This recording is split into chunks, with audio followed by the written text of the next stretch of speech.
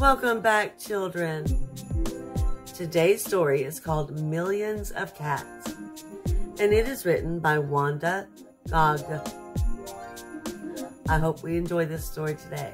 Once upon a time, there was a very old man and a very old woman.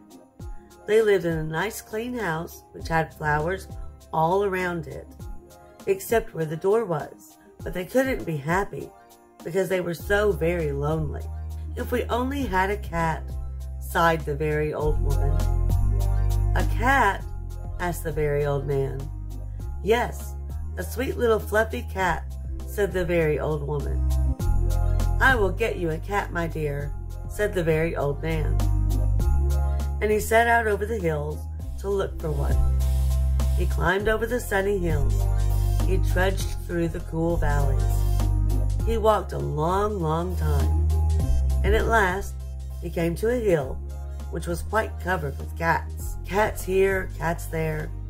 Cats and kittens everywhere. Hundreds of cats. Thousands of cats. Millions and billions and trillions of cats. Oh, cried the old man joyfully. Now I can choose the prettiest cat and take it home with me. So he chose one. It was white, but just as he was about to leave, he saw another one, all black and white, and it seemed just as pretty as the first. So he took this one also. But then he saw a fuzzy gray kitten, way over here, which was every bit as pretty as the others. So he took it too. And now he saw one way down in a corner, which he thought too lovely to leave, so he took this too. And just then, over here, the very old man found a kitten, which was black and very beautiful. It would be a shame to leave that one, said the very old man. So he took it. And now, over there, he saw a cat which had brown and yellow stripes like a baby tiger. I simply must take it, cried the very old man, and he did. So it happened that every time the very old man looked up, he saw another cat, which was so pretty, he could not bear to leave it. And before he knew it, he had chosen them all. And so he went back over the sunny hills and down through the cool valleys to show all his pretty kittens to the very old woman. It was very funny to see those hundreds and thousands and millions and billions and trillions of cats following him. They came to a pond. Mew, mew, we are thirsty, cried the hundreds of cats, thousands of cats, millions and billions and trillions of cats. Well, here is a great deal of water, said the very old man. Each cat took a sip of water, and the pond was gone. Mew, mew, now we are hungry, said the hundreds of cats, thousands of cats, millions and billions and trillions of cats. There is much grass on the hills, said the very old man. Each cat ate a mouthful of grass, and not a blade was left.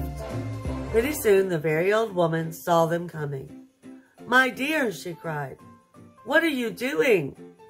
I asked for one little cat, and what do I see? Cats here, cats there, cats and kittens everywhere.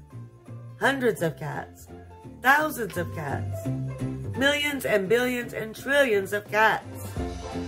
But we can never feed them all, said the very old woman. They will eat us out of house and home. I never thought of that, said the very old man. What shall we do? The very old woman thought for a while and then said, I know. We will let the cats decide which one we should keep. Oh yes, said the very old man, and he called to the cats. Which one of you is the prettiest? I am, I am. No, I am. No, I am the prettiest. I am. No, I am, I am, I am, cried the hundreds and thousands and millions and billions and trillions of voices, for each cat thought itself the prettiest. And they began to quarrel. They bit and scratched and clawed each other and made such a great noise that the very old man and the very old woman ran into the house as fast as they could. They did not like such quarreling. But after a while, the noise stopped, and the very old man and the very old woman peeped out of the window to see what had happened. They could not see a single cat. "I think they must have eaten each other all up," said the very old woman. "It's too bad." "But look," said the very old man, and he pointed to a bunch of high grass. In it sat one little frightened kitten. They went out and picked it up. It was thin and scraggly. "Poor little kitty," said the very old woman. "Dear little kitty," said the very old man. "How does it happen that you were not eaten up with all those hundreds and thousands and millions and billions and trillions of cats?" "Oh, I'm just a very homely little cat," said the kitten. "So when you asked who was the prettiest, I didn't say anything. So nobody bothered about me."